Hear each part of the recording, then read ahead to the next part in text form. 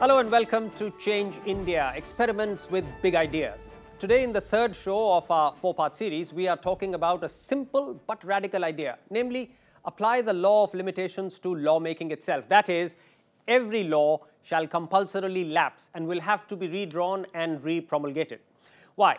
Because every law is enacted in a specific political, societal or economic context. As nations evolve rapidly and the pace of change has only become more rapid, old laws can begin to hinder progress. Several Indian laws are from the 19th century, including the Indian Penal Code 1860.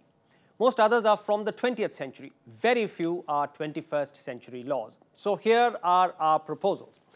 Set a time limit for the review of laws, typically between 10 to 15 years from the time of passage. 2. Begin the process of auditing the law about 18 months before the deadline for compulsory review.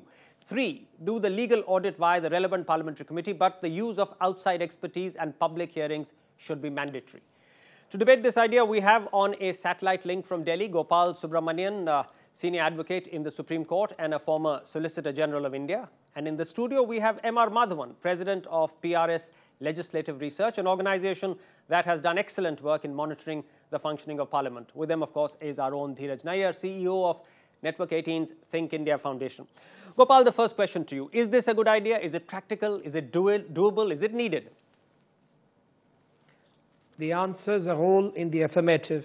It is imperative. It should be done. I've always believed it ought to be done. And it can be achieved. In my view, the time period is 7 years, not even 10 years. I believe audit must begin halfway down, which means 3.5 years down the line. I also believe that the audit must be undertaken by multiple institutions. You have the legal profession. You also have people from the sociological sectors of society. And of course, it must be combined ultimately by a parliamentary committee. Now, when you say 7 years, given the sort of fractious nature of our polity, given the fact that Parliament hasn't thrown up majorities and new lawmaking gets so logjammed, is that practical?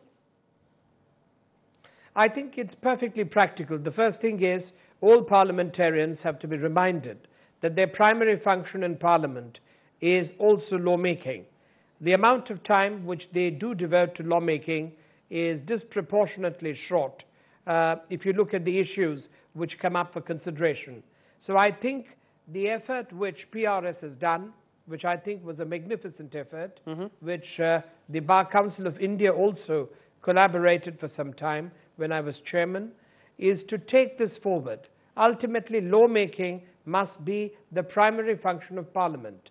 And I think the time has come when every now and then you will need to look at laws, as you said, due to change in societal factors. And more than anything else, there is a dynamic current of change which needs to be recognized. Right. Madhavan, 7 years. We were a bit more loose with our formulation. We said 15. But 7 years is really, you're rapidly going to then turn over your laws and ensure that you are always in sync with modern societal change. Your thoughts? Well, the idea is great. My worry is about the practical, about given the way Parliament has been functioning, will they be able to deliver? And what happens if they don't? Yes. So, I would be a bit more conservative. I'll say we should maybe divide them into different types of laws, as you have suggested. And some of them may be shorter periods, some could be a longer one. So which ones? So which ones typically would be? So my question is simple. Yes. Like there are obviously, and Mr. Subramaniam knows much better than me, but things like the IPC, I just pulled out some data just to prove your point. Right. Section 323, which is voluntarily causing hurt, has a penalty of 1 year and or a fine of 1,000 rupees. Right. Okay.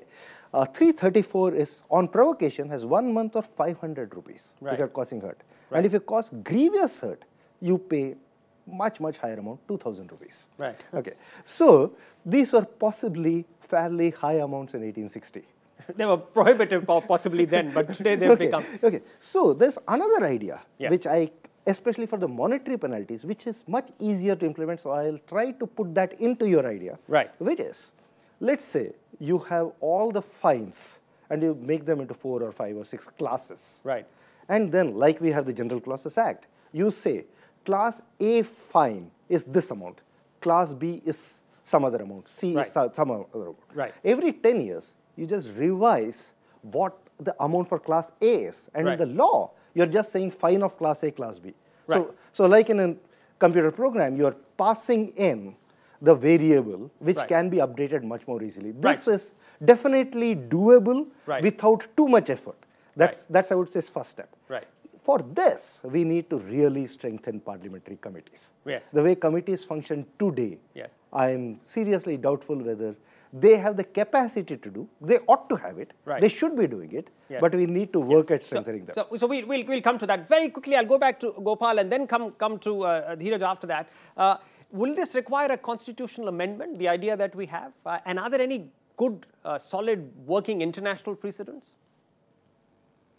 First of all, it doesn't require any constitutional amendment.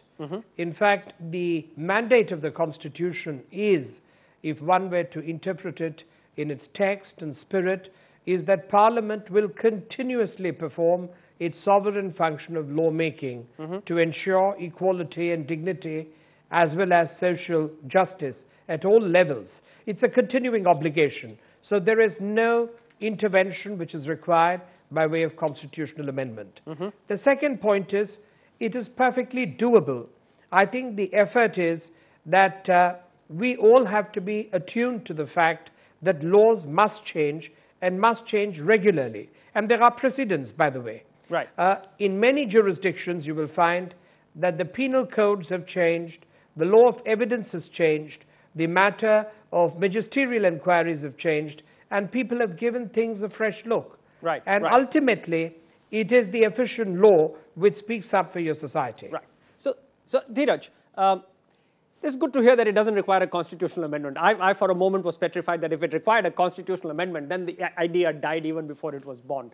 So now that it can be done, and we seem to be optimistic here that Parliament will rise to the occasion. Your thoughts?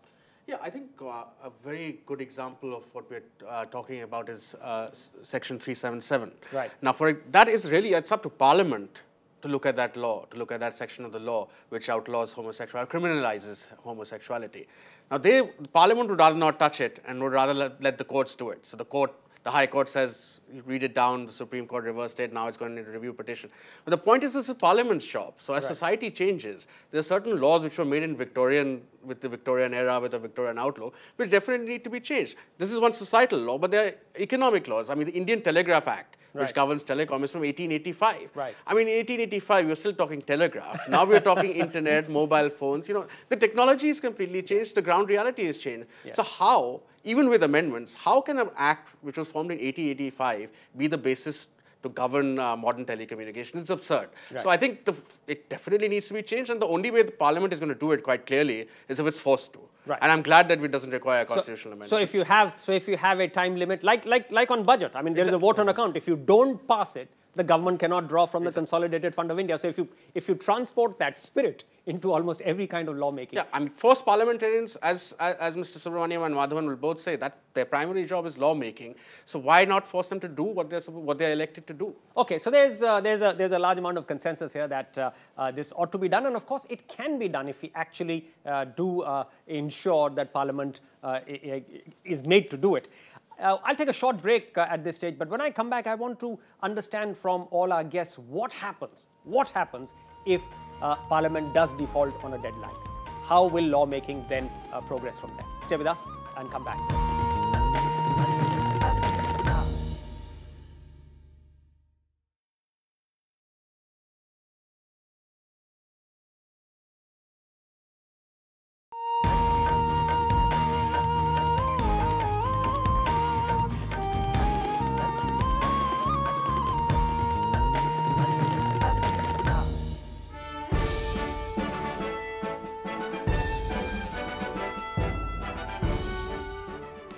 Welcome back to Change India, experiments with big ideas, and today we are looking at a very simple but very powerful idea, which is that every law that this country makes should have a finite life. It ends in 7 years, 10 years, 15 years, let Parliament decide that, but then the law has to be re-promulgated and therefore kept in sync with an evolving society.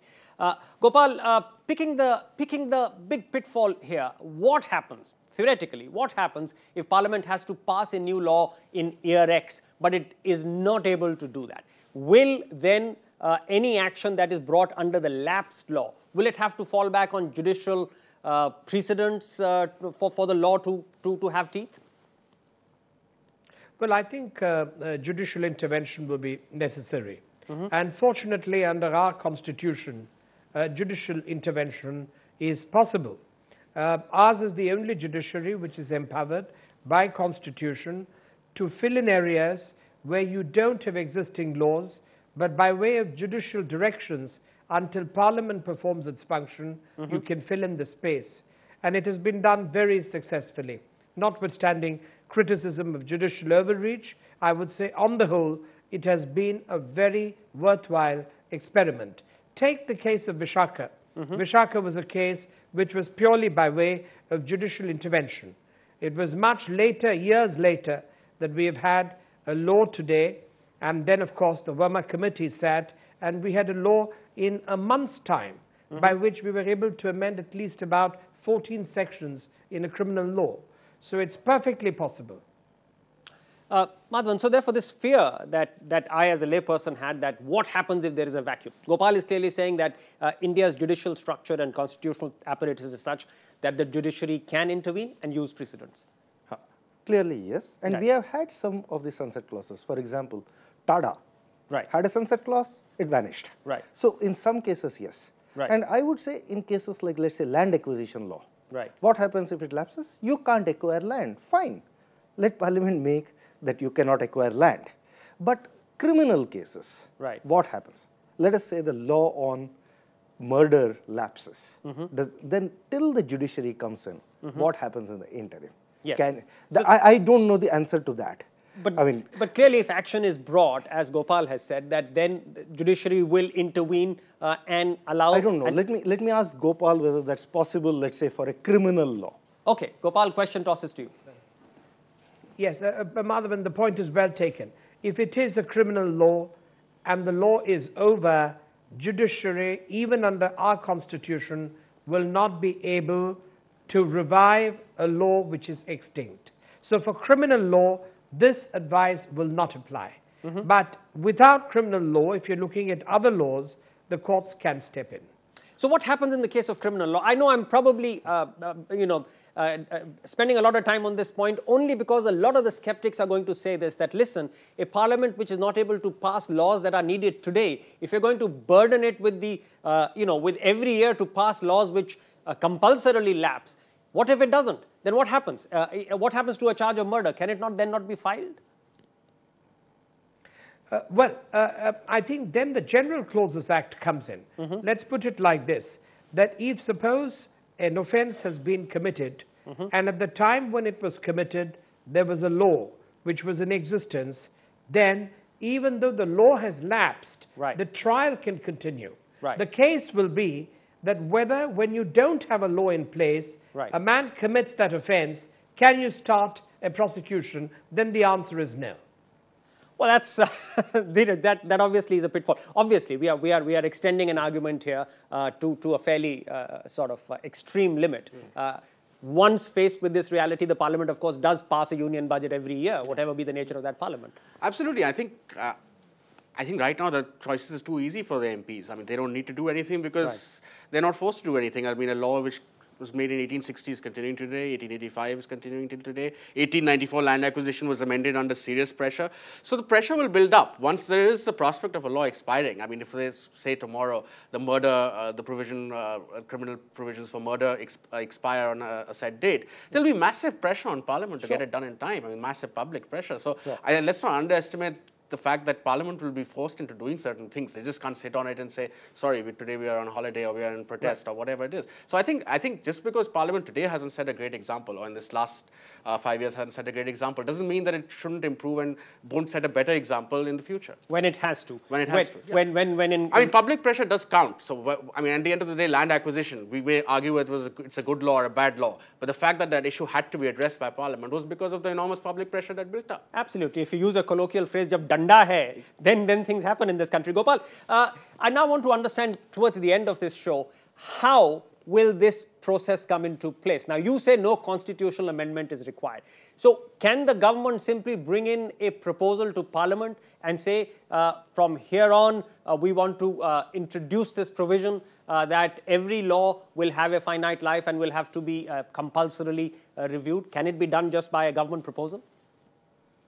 Oh, yes. In fact, you will notice that every law has what's called a duration clause. And you need to have a duration clause. You can make it 7 years. I can even go along with Madhavan and make it 10 years, but it will necessarily warrant a review. And I think the very fact that you start this process once, this will be a very healthy precedent. And halfway down the line, you will have to review the working of the law. Right. I need to make one point here quickly, Yes. which is that the Law Commission which we have constituted in our country is an executive commission. It has never been very effective, and I'm very sorry to say that government has not paid primacy to matters relating to amendments of laws. You need to have a constitutional body, which is a Law Commission. And it must be a body which is empowered to make repeated proposals to Parliament for changing law, and that halfway period can be even attended to by this constitutional body. Now, quickly, a law which has got an embedded duration clause, one can understand. What about old laws which don't have any such finite embedded time in them? Under what clause or proposal or pretext can the government come in and say that we also want this to apply to all the laws that exist which don't have this embedded duration clause?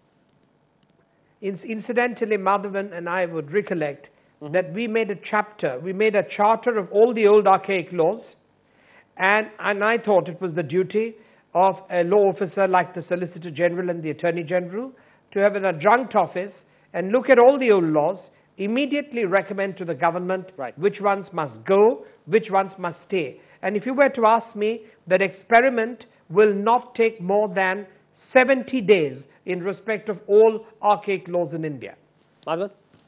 We have had some of these experiments. For example, the FSLRC looked at a bunch of laws affecting markets, and they have proposed a much simpler overall lawmaking. We have had examples like the UID bill, which did not pass, which compulsorily says that should be reviewed. It doesn't say it lapses. So it can be done to some extent.